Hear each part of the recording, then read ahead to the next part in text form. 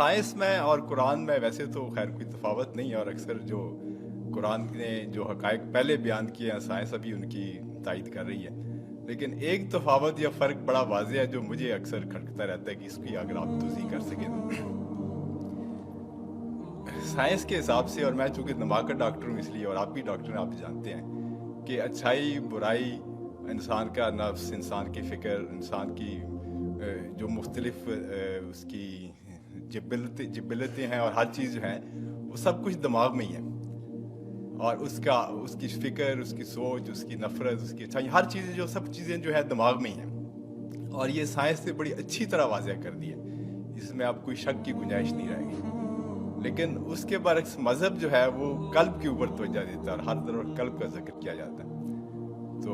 اس میں اس تفاوت کا مجھے کچھ اگر آپ وضاحت کر سکیں۔ تشریف رکھیے، بہت اہم سوال ہے، اور ساحل بھی چونکہ بہت پڑھے لکھے ہیں، سائنسدان ہیں، استاد ہیں، اس لیے بھی اس سوال کی اہمیت زیادہ ہے۔ دیکھیے، سائنس صرف میٹیریل چیزوں سے بحث کر سکتی ہے، وہ چیزیں جن کی حقیقت میٹیریل نہیں ہے، مثلا روح، یہ کوئی میٹیریل شے نہیں ہے۔ ہمارا جسم، یہ ایک میٹر کا معاملہ ہے، ورلڈ آف میٹر سے متعلق ہے۔ ہمارے جسم کے سارے فنکشنز جو ہیں وہ سائنس ریویل بھی کر سکتی ہے، ڈسکس بھی کر سکتی ہے، بحث بھی کر سکتی ہے، اور صحیح فیصلے بھی دے سکتی ہے۔ لیکن یہ بات میں نے بڑی وضاحت کے ساتھ بیان کی ہے، اس کے لیے شاید آپ کو میری کچھ چھوٹی چھوٹی چیزیں پڑھنی پڑے گی۔ قرآن مجید کے مطالعے سے جو مجھے معلوم ہوا وہ یہ ہے کہ انسان در حقیقت ایک کمپوزٹ بینگ ہے، اس میں دو وجود جمع ہیں۔ ایک میٹیریل ہے جو حیوانی ہے، تو تمام کے تمام جتنے حیوانی انسٹنکٹس ہیں وہ ہمارے اندر موجود ہیں، کھانے کو چاہیے، اور جو بھی جو اینیمل انسٹنکٹس ہے، کچھ آرام بھی چاہیے، کچھ بقائے نسل جو ہے تسلسل کے لیے وہ بھی کچھ چیزیں رکھ دی گئی ہیں وغیرہ وغیرہ، تو یہ پورا انسان ہے۔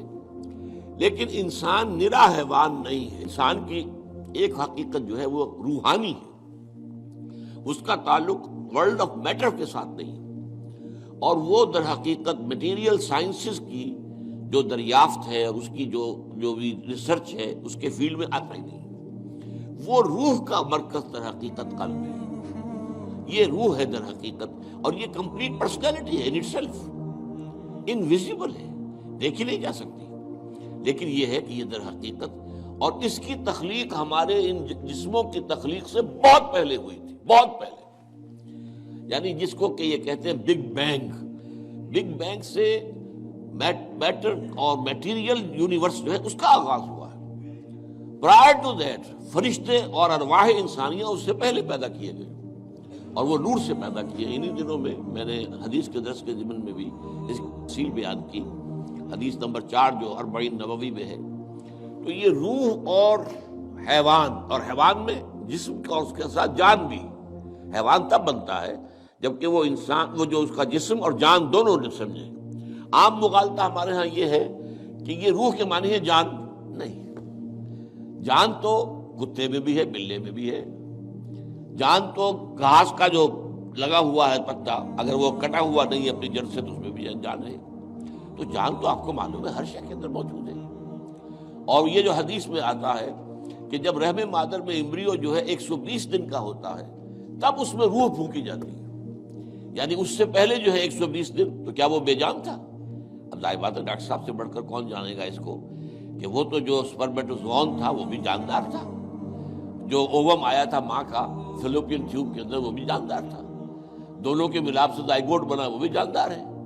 اور یہ ایک جو ہے نشو و نما پا رہی ہے چیز جو کہ زندگی کی سب سے بڑی علامت ہے۔ وہ جو ہے 120 دن تک اس نے ڈیولپمنٹ کی ہے، جس کو قرآن مجید کہتا ہے نطفہ ہے، پھر نطفے کے بعد جو ہے وہ مضغہ ہے، علقہ ہے، ان ساری سٹیجز کے بعد پھر روح پھونکی جاتی ہے۔ وہ روح ہے در حقیقت کہ جو بہت آغاز میں پیدا کر دی گئی تھی، اور اس کے بعد اس کو ایک نیند سلا دیا گیا۔ اس کے بعد جیسے جیسے رحم مادر کے اندر وہ جنین تیار ہوتا ہے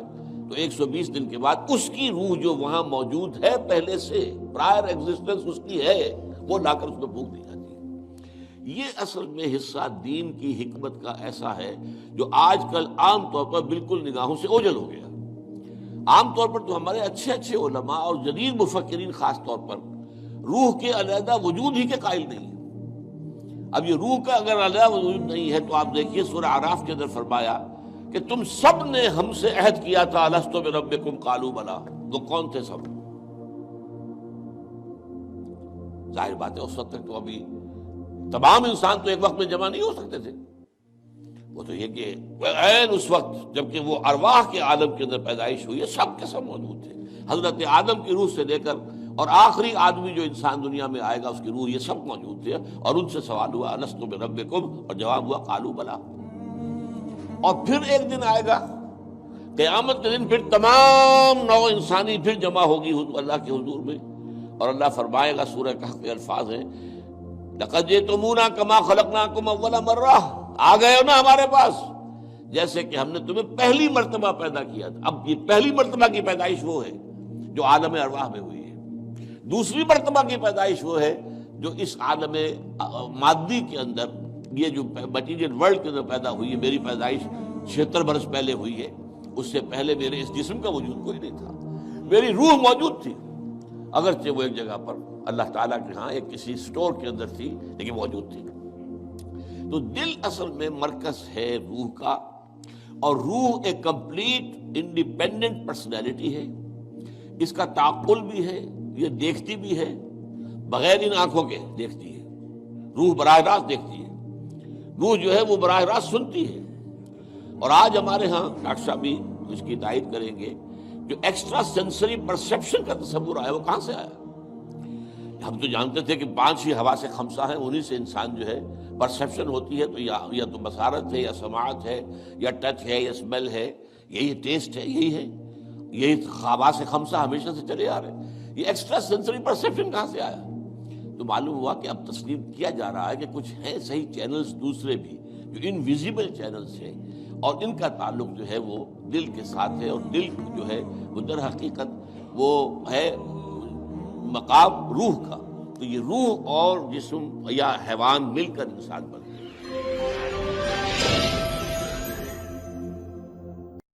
دین کی بات پھیلانا صدقہ جاریہ ہے، ثواب کی نیت سے ویڈیو کو شیئر ضرور کیجیے۔ جزاک اللہ۔